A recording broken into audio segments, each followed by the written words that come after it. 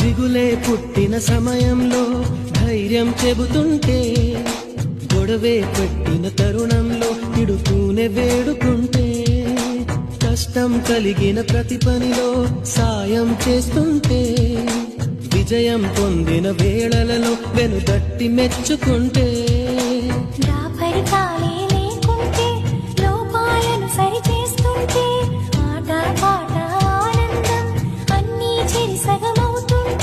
ప్రేమంటారా కాదంటారా? ఒకరికి ఒకరై ఉంటుంటే, ఒకటిగా ముందుకు వెళుతుంటే